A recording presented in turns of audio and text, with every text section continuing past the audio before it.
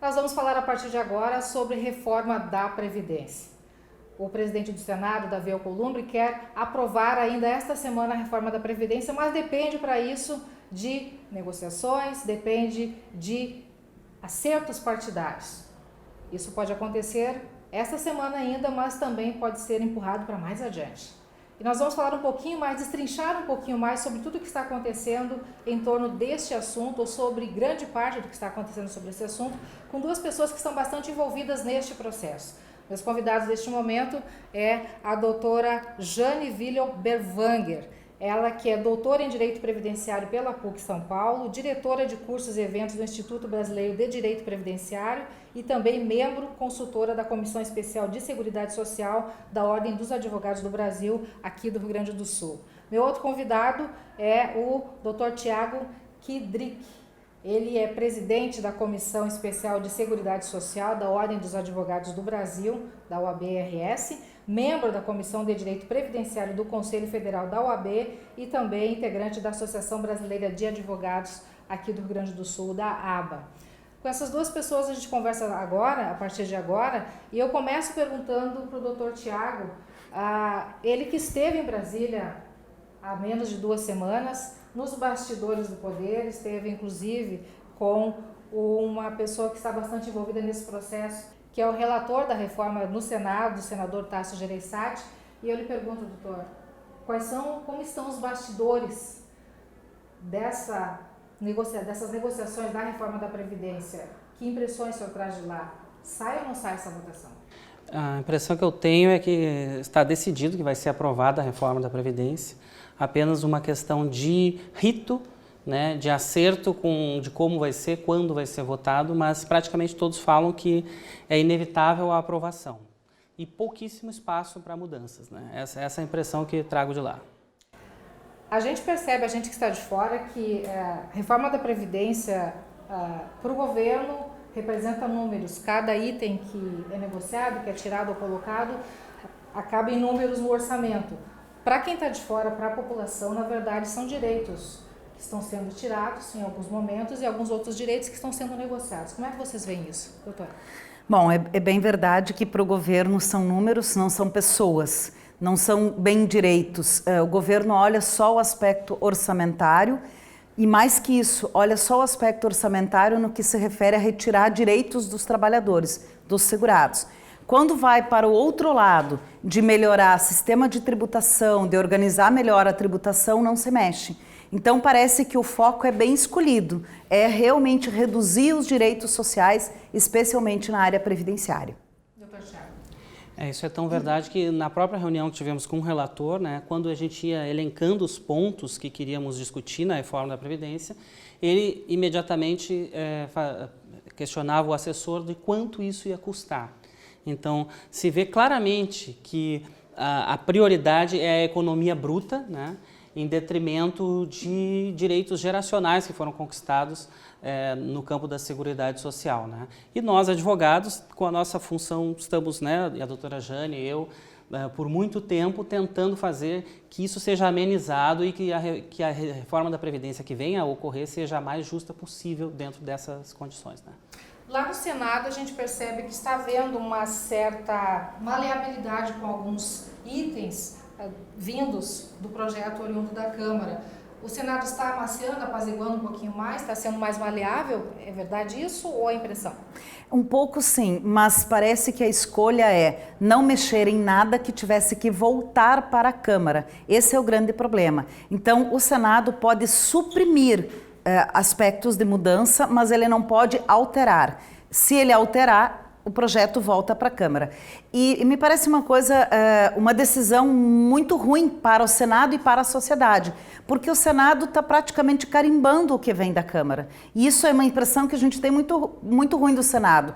Aliás, para que serve? Né? Se na verdade ele não revisa, não reanalisa, só está assinando embaixo daquilo que vem da Câmara. Esse sentimento é muito ruim, de não querer mexer para não voltar para a Câmara. E voltar para a Câmara parece que vai levar anos na Câmara. Não necessariamente, pode ser 1 mais 2 semanas. Então poderia muito bem o Senado colocar a sua marca nessa reforma, mudando algumas coisas mesmo que precisam ser mudadas, algumas questões que são muito radicais, que vieram muito radicais da Câmara, que não foram amenizadas na Câmara como outras foram. Então o Senado poderia ou deveria pensar nisso também. Mas parece que a decisão, como o Dr. Tiago falou, é meio que carimbar aquilo que veio da Câmara e se livrar de uma vez da reforma da Previdência. Está virando só política?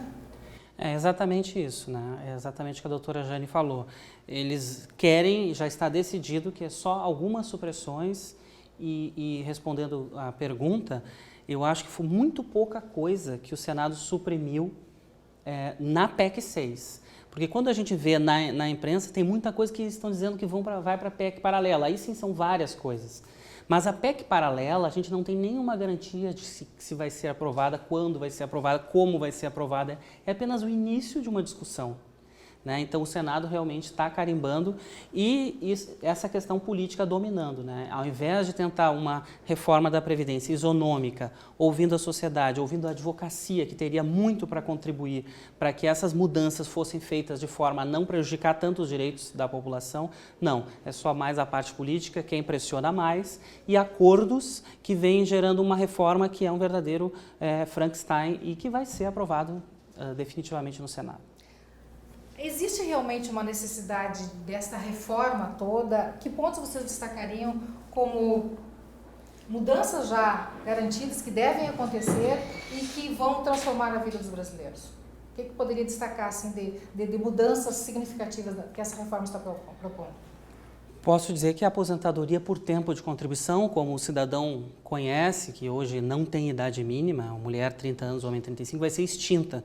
E as aposentadorias vão ser aposentadorias por idade. Isso é uma mudança drástica em termos específicos no cotidiano da população. Sem idade mínima, a pessoa não vai adquirir o direito ao benefício. Então eu destaco isso como a principal mudança.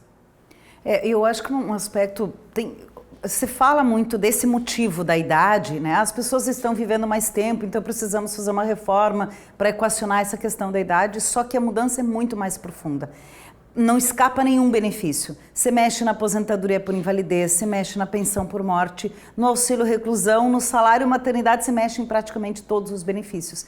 Então você observa que há um pano de fundo, mas na verdade a transformação, a mudança é muito maior. E tudo parece que em nome de um crescimento econômico, que era para ter vindo com a reforma trabalhista, não veio, que agora é para vir com a reforma previdenciária. Se me permite, eu participei de um evento agora há poucos dias em Harvard, justamente uma discussão sobre previdência daqui, dos Estados Unidos, e a gente questionou um professor de lá sobre essa visão. Vocês estão acompanhando a reforma da Previdência no Brasil? Acham que isso vai trazer investimentos para o Brasil? E ele disse o seguinte, nenhum investidor vai investir num país que destrói a Amazônia. Então as coisas estão muito interligadas. Não adianta fazer uma propaganda dizendo que a reforma da Previdência vai resolver um problema econômico, puxa um apoio da população usando o que hoje tem de mais cruel, que é o desemprego. Então tenta buscar esse apoio como se oferecesse uma luz no fim do túnel que não existe. Que não é isso que vai trazer a luz no fim do túnel. Então você vende uma reforma da Previdência em nome de um crescimento econômico sem qualquer explicação, sem qualquer garantia. Eu acho que esse aspecto político que o Dr. Tiago fala, então de conduzir isso politicamente, isso acho que é a coisa mais cruel dessa reforma. Incluir estados e municípios nesta reforma? Era para ser na PEC paralela, é para ser na PEC paralela e como o Dr. Tiago falou, não se sabe quando ela vai andar, essa PEC paralela, não vai, como é que vai ser. Qual é a questão? A questão é que a Câmara já não quis incluir. O Senado vai incluir, vai voltar para a Câmara, eles não vão aprovar.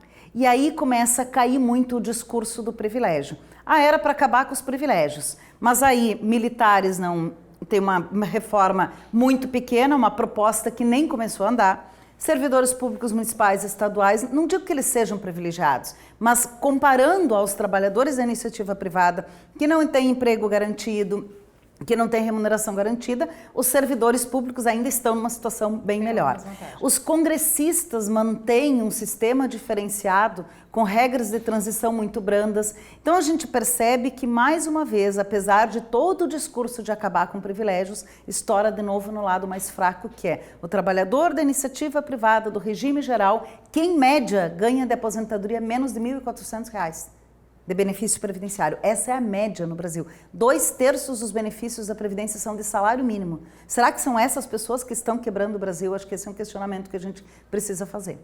A aposentadoria, na teoria, todas as pessoas pensam que é para proporcionar o momento que a pessoa não pode mais trabalhar uma velhice tranquila, uma vida digna, ela possa ser cuidada, comprar um remedinho, enfim, viver com tranquilidade. Tudo que está aí tem possibilidade de oferecer isso, o mínimo de tudo isso? Para o brasileiro do futuro, para o velhinho do futuro? Já não é assim com o valor dos benefícios que a gente tem, a média baixa dos valores dos benefícios. E veja que a reforma colocou como privilegiados, isso no texto da PEC 6, os aposentados por tempo de contribuição que ganham em média R$ 2.100 no Brasil. Imagina, isso não dá para suprir as necessidades básicas do país. E com essa redução de valores que vai ocorrer na forma de cálculo, né, nós vamos ter agravado essa falta de recursos da população que mais precisa. Eu acho que a grande reflexão é, será que nós precisávamos ter feito uma reforma tão dura para os mais pobres do Brasil? Né? E quando a gente fala o que vai acontecer, a população se choca, porque eu acho que muita gente não tem conhecimento do que vai trazer essas alterações todas da reforma no cálculo, no tempo de espera da aposentadoria, enfim.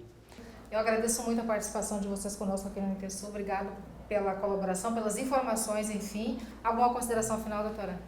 Não, acho que é isso. Acho que se pudesse a população se inteirar mais do conteúdo. Isso que o doutor Thiago falou, de evitar essa polarização. Vamos focar naquilo que é o texto, naquilo que muda, enfim, para a vida das pessoas. E no mais, agradecemos a participação. Com certeza. E estamos aí à disposição de quaisquer esclarecimentos. Sempre contem aí conosco, advogados previdenciaristas. Obrigada. Obrigado. Vocês. Muito obrigado mais uma vez. Obrigada. Daniel, eu volto contigo.